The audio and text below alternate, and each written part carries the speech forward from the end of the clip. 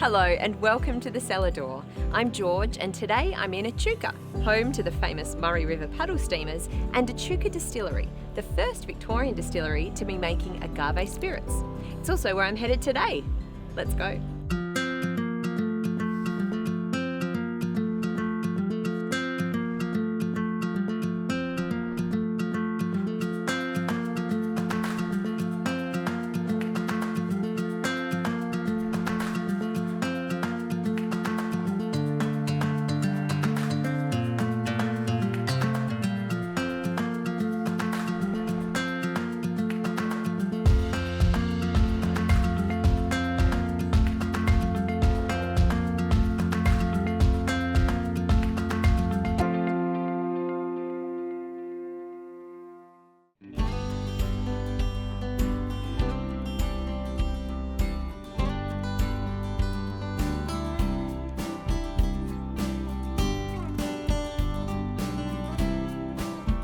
Located just across the Murray River from the New South Wales border town of Moama, Echuca is the closest settlement on the Murray River to Melbourne.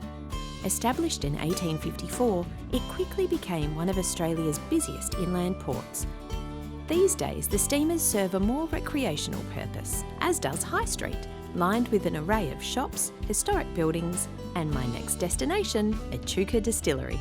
Later on, I'll be getting a masterclass on all things agave, but first, I'm meeting Dave, over a gin of course, to learn how this family-run business has quickly established itself as an essential destination for anyone visiting the area.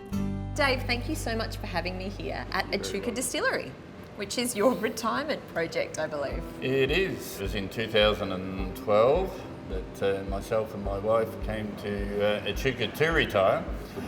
We had a manufacturing business which we sold to a multinational, so we came up here and I thought I'd find something to do, but the truth was soon dawned on me that I was pretty bored. Yeah, so you created something to do. Exactly right. For a while I did it at home, you know, some experimenting and playing about, but I first purchased the still because I saw it at a food show that we went to at the time, and then we thought, maybe we've got to build a building around this still. Right, so the still came first. The still came first, and we went about it the wrong way. And then It seems like you've ended up in the right place, though. Very much so. The old port of Echuca, which was the ideal place because as a tourist town, this is where the tourists come, and we wanted to be in the thick of it. In the beginning, obviously. You know, I did most things myself, but it soon came to a head where we just got too busy. It got to a stage where we needed to decide where we were going for the future, and so that's where Peter, our son, agreed to come across. Yeah, so you brought Peter and his wife Sarah up from Melbourne? Yeah, up from Melbourne. Peter's got 2 degrees in computer sciences, and I spent a fortune sending him to uni, and now he's distilling. It's paid off. Parents, take note. Your next employee could be right under your nose. You know, he's really the right guy. He did it at home. He has an interest. He has a passion. In a project like this, without passion, you can't do it. So. Before we meet Peter, I think we should sample some of his work. This is our High Street Dry, so Dry. I guess it's a London-style gin. A London-style gin, traditional with a citrus twist. Cheers, Dave. Yep, and you. Yum. Yep. So This is fresh. this is the first gin that we ever produced. It's a bit of a London dry, I suppose, with a citrus twist, but it's still probably my favourite. So Yeah. it's a yummy gin. Yeah, Easy to it is drink. a yummy gin. Yeah. Is that the official term? 100%. So we do yummy, not yummy, and this is yummy. Great. Now let's meet Peter, who's going to take me through some of the ingredients of today's gin distilling. So we are in your headquarters. I'm going to take a wild guess and say it's gin. Yes. We've got our giant bowl of juniper. Yes. But I'm not sure what's happening across here. So today we're doing our High Street Dry. So I guess one of the primary flavours in this one's probably the oranges. The next second big ingredient in most gins is this coriander seed. So the coriander seed Probably can't go into all of our secrets Oh here, no, but of course not. cassia bark, which is a very cinnamony sort of flavour.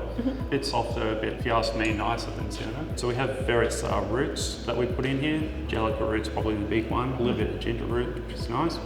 And Angelica root, do you find that in a few gins across the board? Yeah, quite a lot. That one helps to bind the flavours to the alcohol. I'm still stuck on finding out the secret.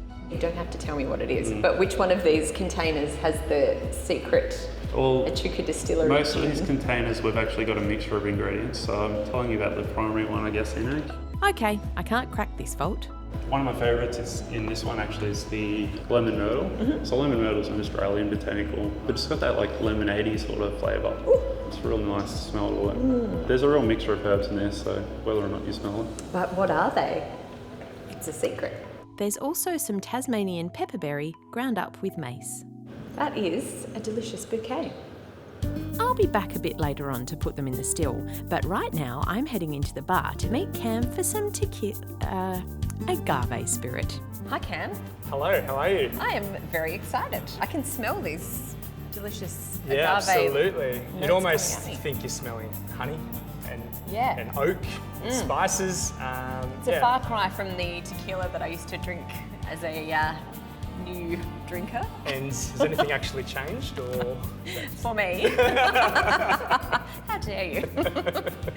Now, before we get stuck into this, we're still at the Echuca Distillery, but we're in Barley. Absolutely. So the residence or the building is Echuca Distillery, but we actually lease this beautiful bar and restaurant here, and we called it Barley. The reason for the name is actually we're brewers as well. So barley is the main grain that we put in all the beer that we produce. So we thought there was a little nice connection because our brewery is local as well. And so here at Barley, you sort of function as the cellar door for Echuca Distillery? Absolutely, to showcase Echuca Distillery products. And then from there, we have a great eatery, small plate bites, a fantastic cocktail menu. Yeah. But yeah, definitely the tasting side of things is what we do and what we're going to tackle today. Shall we? How much tequila have you drunk in the past? Look, not that much recently, I'll be honest. I'm Fantastic. slightly scarred from my youth.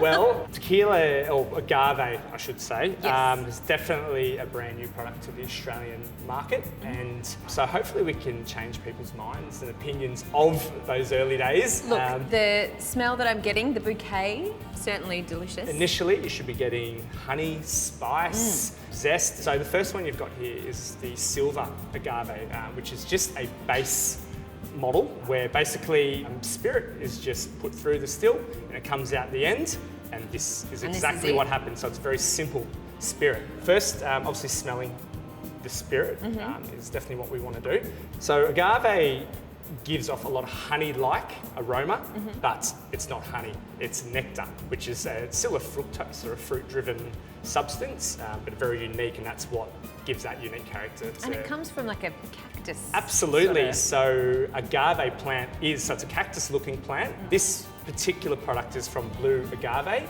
or blue azul in the technical world. And so that base syrup is what then they ferment and they distill, and then it becomes something beautiful like this. Now, when sipping a spirit, we do recommend have a sip, hold your mouth closed, and then slowly, as you swallow it, then open it up, and that'll actually stop the burning sensation, but it also helps open up the flavours on the palate. So it's a bit of a trick, especially with a product like this. Ready? I'm ready.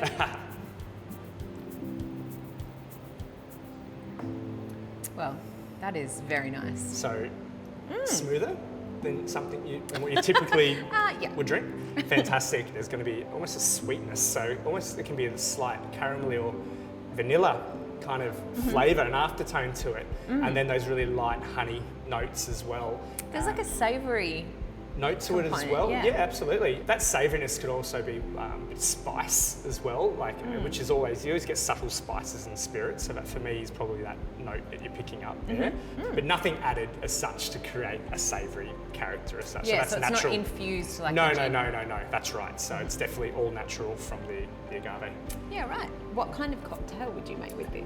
Margarita, we definitely have quite a lot of versions of margaritas on our menu because these products are just so great to work with. with. We have things like a pine lime, a Tommy's, which is a classic. So we go from very savoury, classic salt rim to fruit, tropical. You can do nearly anything with a silver tequila. It's actually quite a wonderful product. So you kind of can just Google whatever you like as a fruit flavour and throw it in, and you shouldn't be too disappointed. Awesome. Obviously, there's a few tips and tricks that I won't share, but Well, that's why you got to come in. Yeah.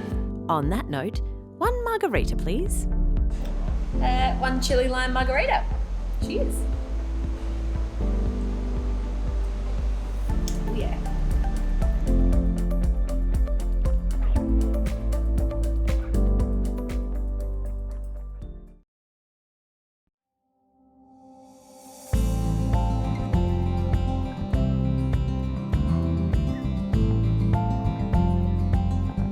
I'm well on my way here at Echuca Distillery, and after the traditional high street gin, Dave's got a more contemporary offering for me to try. Butterfly pea and passion fruit. It's a fabulous name, but it's also our most delicious gin. I'm sure. Does it always work that you say the name and it just It appears? doesn't matter what I say, it just comes along. Oh, isn't that gorgeous? It is a beautiful gin. So it has butterfly pea in there for colour and the passion fruit for the flavour. And it's real Australian passion fruit juice. And the interesting thing about butterfly pea is it is normally a blue-purple colour, but as soon as you add a bit of tonic, it goes pink because the pH changes. So it's like, science experiments. So, yeah. Science in a glass. Yep, science in a glass, and those, the beautiful ice blocks. Yeah, they're gorgeous. Are fantastic. So everything we do here at Echuca Distillery, we do the long way. An eye for detail. Enhance the experience. Yeah. Well, I'm set. Cheers again. Yeah. It's my butterfly pea and passion fruit gin. Oh wow. Yeah, it is a wow. Woo! It is a wow, and as I say, online that just goes Yeah, I can see wild. why. Yeah, That is it's great. summery fresh. We also make a Pavlova cocktail here, and that Pavlova cocktail uses this particular one. And I think on a weekend they can do up to 80, 90 of these cocktails on a Saturday afternoon. It's absolutely popular. It has meringue on the top, has the beautiful passion fruit flavour. It's yum, yum, yum. If I say the name Did I of say that yummy 3 before? times, will This it is- appear? Well, I've tasted the science, now I might go see it in action. Back in the still room, it's time to take all the ingredients we saw earlier and add them to the still, where juniper berries have been soaking overnight in a neutral grape-based spirit. So, I have been put to work. First, in goes the coriander seed. Then the lemon myrtle and the rest of Peter's secret herbs. So, am I trying to keep it on top of the coriander seeds? Yeah, that's right. Just spread it out. We're just trying to do a consistent process. It doesn't really matter that much. But I'm doing such a good job anyway, aren't I? Absolutely. Oh, it smells so good in there. Okay. That's all the roots. I'll tell you what I'm putting in, but it's a secret.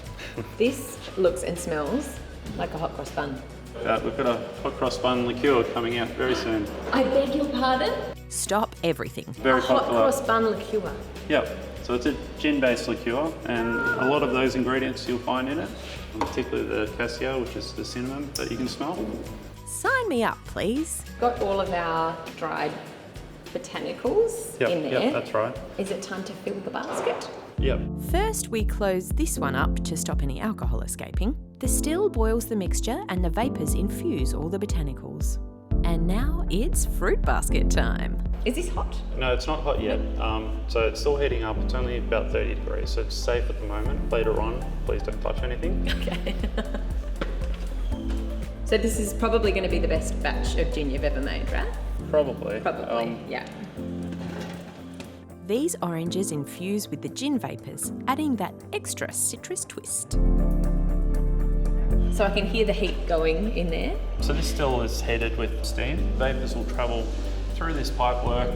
Basically, it goes up and down throughout our still. The distilled spirit absorbs the gin botanicals while passing through the stills column. There are various different types of distillation columns, all for different types of spirits. What are these columns? So the next one across is vodka, and then the last is a condenser to basically turn the vapour back into a liquid. There's also whiskey on the back burner, so watch this space. And of course, there's the agave still, but we'll come to this later. It's not all sipping gin and agave, there is work to be done, so I'm meeting Fiona at the label machine.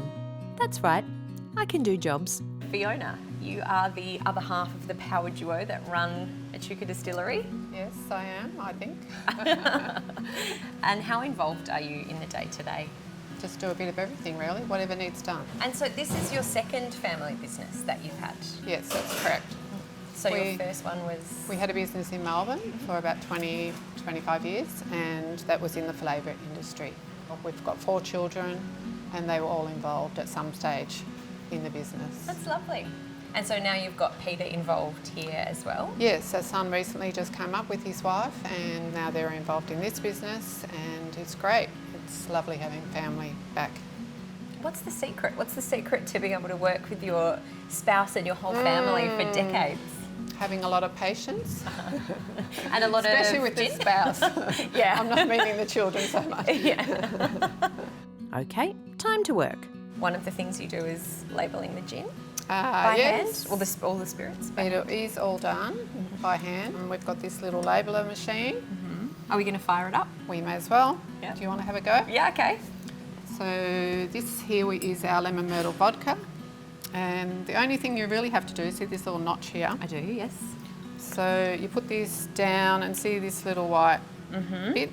Yeah. Make sure that's sort of Lined up. lined up with that. Okay. Put pressure on the bit here and you'll hear it click, and when it clicks that means release. Okay. Oops. Did you hear that little click? I think so. Yes, so basically that's it. Oh, It's look quite at that. easy. Then we do our tops and we seal it. So All right. If I get this You can right, do that one. can I be part of the family? That's the notch. yes, Line it up. And listen for the click. Was that the click? that's it. Yeah, What do you think? Am I... good job. Yeah? You're employed. I quit. Bye, guys. You can start tomorrow. You've got Yeah. 300 bottles to do. Oh, actually, I just remembered I've got a thing. Well, after all of that, I feel like I've earned another drink. Before I head back to the bar, let's check in on that gin. So we've taken the head out of the gin. This is the heart, which I'm going to taste, but I'd just like to let you know that it is 91% alcohol. Bring it on.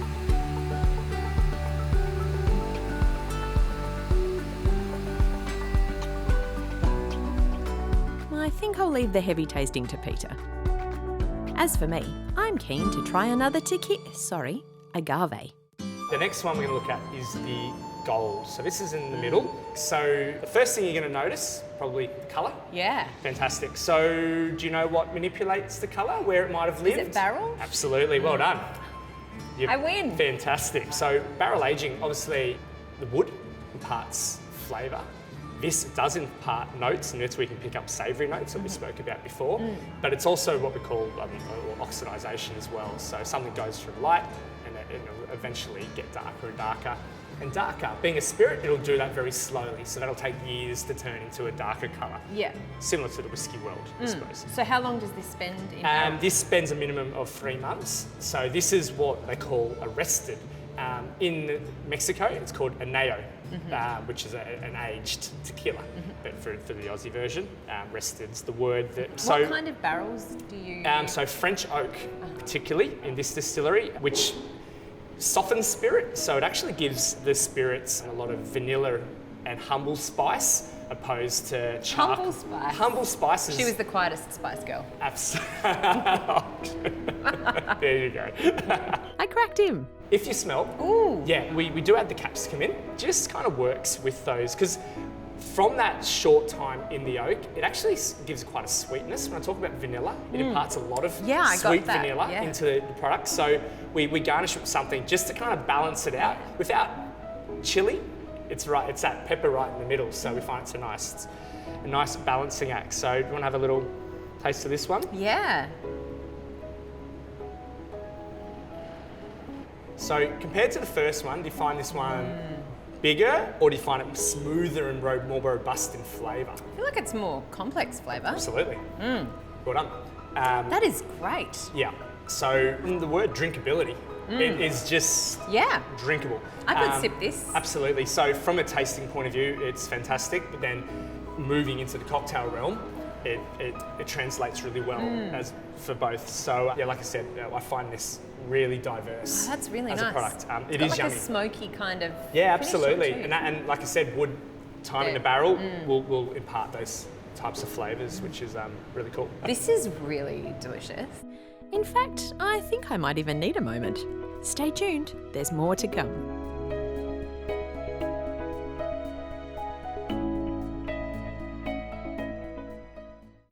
Whilst filming the Cellar Door in Echuca, our crew chose to stay at Paracuta Vines. Located right next to the majestic Murray River, Paracuta Vines is the most awarded holiday village in the Echuca-Moama region. Relax and replenish with a stay at our quaint lakeside village. Our reclaimed timber villas are fully self-contained, making them a bona fide home away from home. Enjoy our pools, tennis court, nature walks, fishing and birdwatching. Echuca-Moama accommodation simply doesn't get any better. To book your stay, head to paracutavines.com.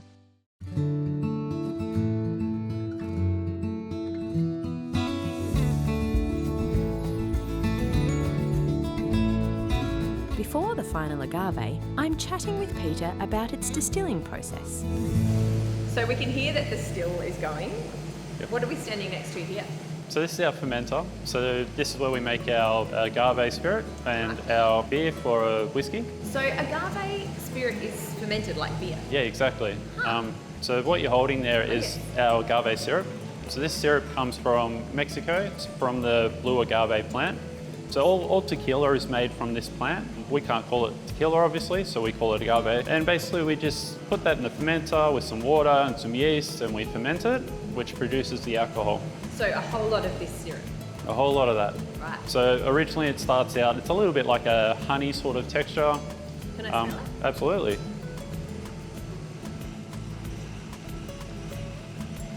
I think most health food stores, even supermarkets, you can get agave syrup these days. And it's a nice natural sweetener, low GI, healthier than sugar anyway. And then you turn it into a health drink.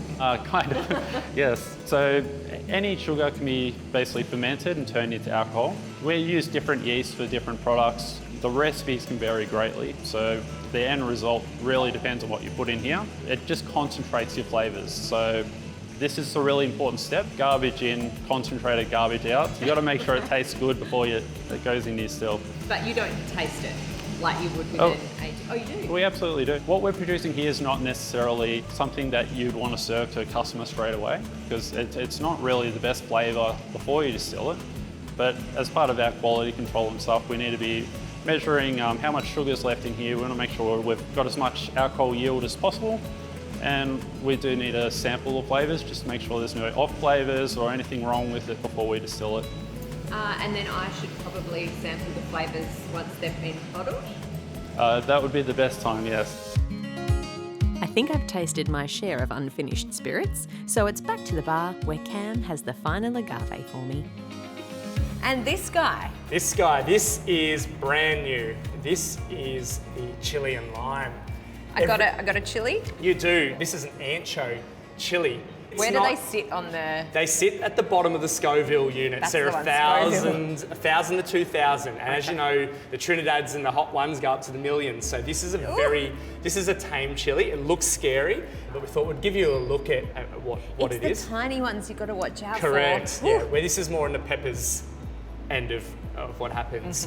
So that goes in there for the warmth of the product, which we'll look at in a second, but it also adds to the colour. So when you pick this one up, the natural colour in this, it's got like that a coppery ready. kind of, Absolutely. yeah. So it's naturally coloured by capsicum, but it only gives a very pale hue to it. So to intensify that colour, the additive of the chili actually assists with bringing that to a darker, more appealing. So when you say you add them, do you pop them in the fermenter with not the fermenter itself. So that's the primary stage of what happens. It's actually the end. Right. So after it's been distilled, and then you've got the product which comes out of a distillery, then they add it to the tank. Then and it just sits in yeah. there. So it's what we call steeping. So does that mean that the tequila macerating. worm is giving a worm flavour to the... Not so much. A worm isn't sort of the equivalent of a piece of ribeye steak. Like it's. So let's smell this one. Ooh. Like I said, we've got fresh capsicum, fresh lime zest, and then the additive of the ancho chili in there. So a perfect balancing act is what this drink is. We feel like we've created the perfect chili marg. And we know a lot of people love a good chili marg, and this product just heroes. All right, let's have a little taste of this one.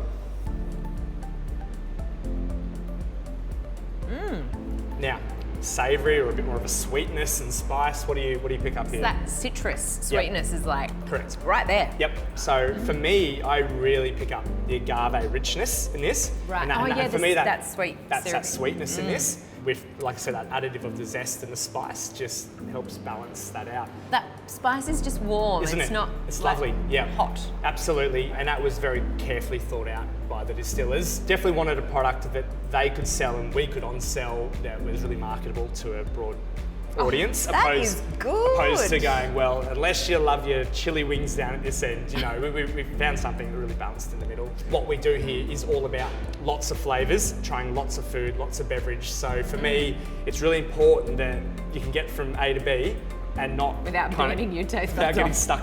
stuck sort of on your first drink. So they're the little things we think about as producers. We're here to showcase and we're also here to make money. So we'd like you to have a second or third or fourth, fifth, sixth, 10th drink. Oh, me too. I'd love to. Cam, thank you so much. No, you're very welcome. I hope you've enjoyed. I have indeed. George. And I will continue to. So will I.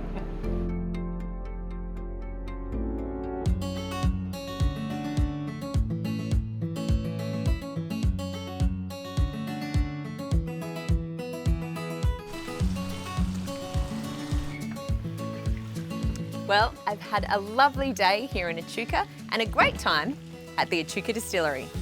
And now to kick back and enjoy those river views. I'll see you next time on the Cellar Door.